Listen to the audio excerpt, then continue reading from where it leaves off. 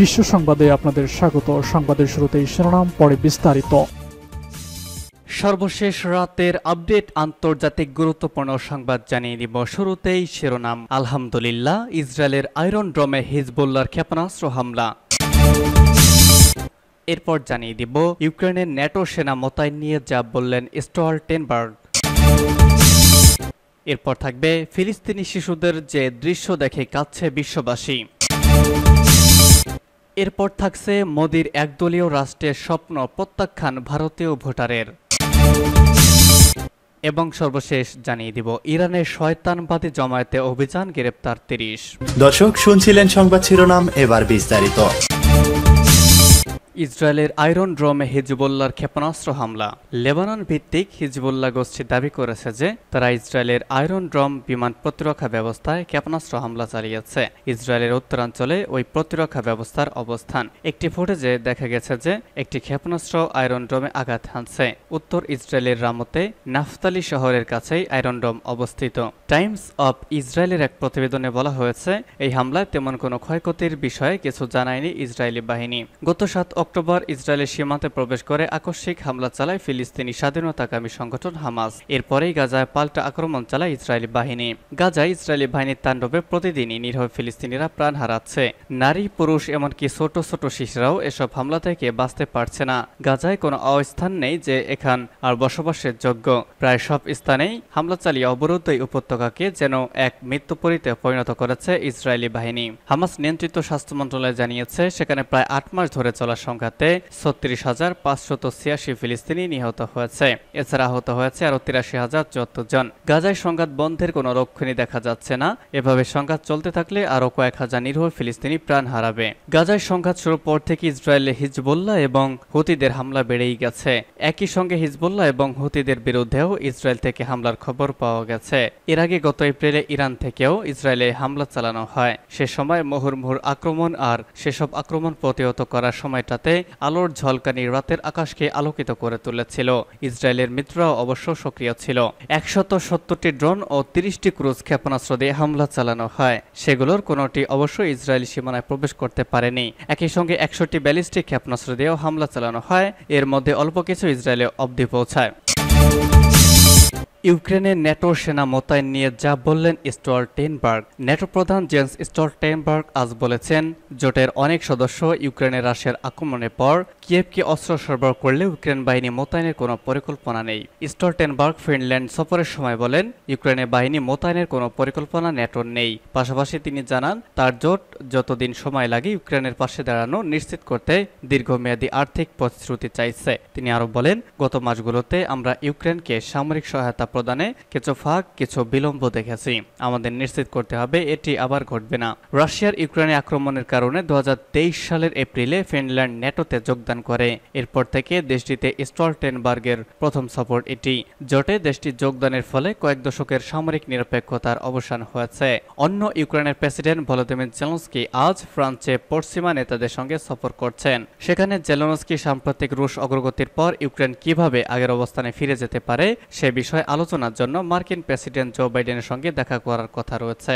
NATO সদস্যের বিরুদ্ধে রাশিয়ার আক্রমণের ঝুঁকি সম্পর্কে মন্তব্য করতে জিজ্ঞেস করা হলে স্টলটেনবার্গ উত্তর দেন, আমরা কোনো ন্যাটো মিত্রের বিরুদ্ধে আসন্ন সামরিক হুমকি দেখতে পাচ্ছি না। পরবর্তী যুদ্ধের জন্য উদ্বেগের বিষয়টি ভুল।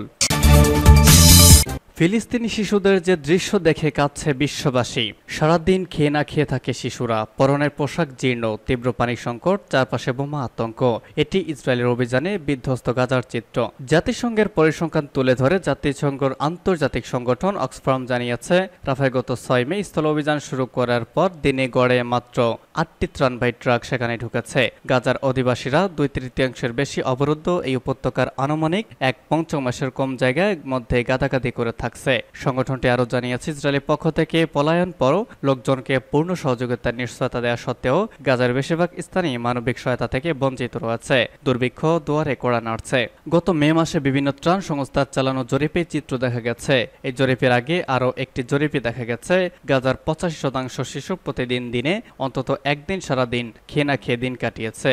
এই অবস্থায় দক্ষিণ গাজার উপকূলীয় আল মাওয়াসির মতো কিছু এলাকা মানবিক অঞ্চল হিসেবে চিহ্নিত করেছে ইসরায়েলি বাহিনী, অথচ সেখানে পানি সরবরাহ বা স্যানিটেশন সেবা নেই বললেই চলে। অক্সফাম জানিয়েছে, আল মাওয়াসিতে মানুষ মানবতা জীবনযাপন করছেন। সেখানে 5 লাখ মানুষের জন্য রয়েছে মাত্র 121টি টয়লেট, অর্থাৎ একটি টয়লেট ব্যবহার করছেন গড়ে 4130 জন। সব মিলিয়ে রাফা পরিস্থিতিকে অসহনীয় বলে আখ্যায়িত করেছেন স্থানীয়রা। বর্তমানে সেখানে বিশুদ্ধ পানির কোনো ব্যবস্থা নেই, মানুষকে সাগরের পানির উপর ভরসা করতে হচ্ছে। মোদির একদলীয় রাষ্ট্রের স্বপ্ন প্রত্যাখ্যান ভারতীয় ভোটারের। বিরোধীদের জন্য শোকবার্তা লেখা হয়ে গিয়েছিল। বেশিরভাগ জরিপ অনুসারে ভারতের নির্বাচনের ফলাফল নির্ধারিত হয়ে গিয়েছিল আগেই। প্রধানমন্ত্রী নরেন্দ্র মোদীর হিন্দু জাতীয়তাবাদী জোট নিরঙ্কুশ সংখ্যাগরিষ্ঠতা অর্জন করবে বলে মনে করা হয়েছিল। তাতে বিনা বাধায় আইন ও সংবিধানের আমূল পরিবর্তন আনার ক্ষমতা পেয়ে যেত এই জোট। মোদীর সমালোচক এবং বিরোধী দলের মতে ভারত কার্যত একটি একদলীয় রাষ্ট্রে পরিণত হওয়ার পথে দ্রুত অগ্রসর হয়েছিল। তবে 2016 সালে ট্রাম্পের বিজয় এবং ব্রেক্সিট সহ সাম্প্রতিক বছরগুলোতে অগণিত বিপর্যয় দেখিয়েছে। মতামত জরিপ এবং বিশ্লেষকরা প্রায় ভয়ানক ভুল করতে পারেন। এবারে নির্বাচনে মোদী সংস্করণের নিম্নকক্ষ বা লোকসভায় 400 আসন জয়ের লক্ষ্য নির্ধারণ করেছিলেন। তবে মঙ্গলবার রাতের ফলাফল স্পষ্ট হয়ে যায়, ক্ষমতাসীন ভারতীয় জনতা পার্টি এমনকি সাধারণ সংখ্যাগরিষ্ঠতাও পায়নি। এক দশক আগে ক্ষমতা আসার পর প্রথমবারের মতো মোদীকে প্রধানমন্ত্রী পদে টিকে থাকতে দীর্ঘদিনের জোটে শরিকদের দয়ের উপর নির্ভর করতে হবে। বিরোধী দলগুলো থেকে একে বহুত্ববাদের বিজয় হিসেবে বর্ণনা বা ঘোষণা করেছে। বিশ্বের বৃহত্তম গণতন্ত্রের ভোটাররা হিন্দু রাষ্ট্র প্রতিষ্ঠায় মোদীর জনতুষ্টিবাদী দৃষ্টিভঙ্গি আংশিকভাবে প্রত্যাখ্যান করেছেন। এবার বিজেপির আসন 63টি কমে মোট সংখ্যা 240-এ নেমে এসেছে। সংসদের সংখ্যাগরিষ্ঠতার জন্য প্রয়োজন 272 আসন। বিরোধী দলগুলো ইতিমধ্যে 235টি আসন জিতেছে। এবারের ফলাফল মোদীর জন্য একটি অবমাননাকর মুহূর্ত। যিনি ঘোষণা করেছিলেন তিনি ঈশ্বর প্রেরিত মহাপুরুষ, নির্বাচনে তার নেতৃত্বকে সমর্থকরা অপ্রতিরোধ্য বলে প্রশংসা করে আসছিলেন। রাষ্ট্রবিজ্ঞানী প্রতাপ ভানু মেহতা মঙ্গলবার রাতেই লিখেছেন, বিজেপির একক সংখ্যাগরিষ্ঠতা অর্জনে ব্যর্থতা মোদীর কর্তৃত্বের বৌদ্ধত্বকে ছিঁড়ে ফেলেছে। মোদী ইতিহাসের অদম্য বাহন নন, আজ তিনি কেবলমাত্র একজন সাধারণ রাজনীতিবিদ। জনগণ তাকে এই বার্তায় দিয়েছে। মোদী আগামী 1000 বছরের জন্য ভারত নিয়ে তার স্বপ্নের কথা বলেছেন এবং 2047 সালের মধ্যে একে উন্নত দেশে পরিণত করতে চান। তিনি সাংবিধানিকভাবে ধর্মনিরপেক্ষ দেশটিকে একটি হিন্দু রাষ্ট্রে রূপান্তর করার তার উচ্চাকাঙ্ক্ষার কথা স্পষ্ট করেছেন। এর অংশ হিসেবে মোদী সম্প্রতি অযোধ্যায় মসজিদের জায়গায় একটি বিশাল রাম মন্দির উদ্বোধন করেছেন। ইরানে শয়তানবাদী জমায়েতে অভিযান, গ্রেপ্তার 30। ইরানে একটি শয়তানবাদী জমায়েতে অভিযান চালিয়ে মদ্যপায়ী সহ 30 জনকে গ্রেপ্তার করেছে পুলিশ। চলতি সপ্তাহে এক অভিযানে তাদের গ্রেপ্তার করা হয়েছে বলে আজ স্থানীয় সংবাদ মাধ্যম জানিয়েছে। অভিযানের স্থান উল্লেখ না করে ইরানি বার্তা সংস্থা ফার্স জানিয়েছে, গ্রেপ্তারকৃতদের মধ্যে 18 জন পুরুষ এবং 12 জন নারী রয়েছেন।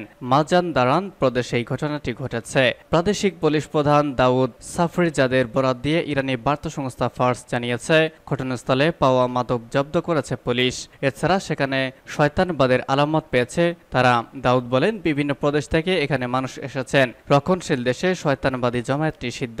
এর আগে শনিবার দক্ষিণ পশ্চিমাঞ্চলীয় খুজেস্তান প্রদেশে অভিযান চালিয়ে 35 জনকে আটক করেছিল পুলিশ। এছাড়া মে মাসে শয়তানবাদ প্রচারের জন্য রাজধানী তেহরানের পশ্চিমে 3 ইউরোপীয় সহ 250 জনের বেশি মানুষকে গ্রেপ্তার করা হয়েছিল।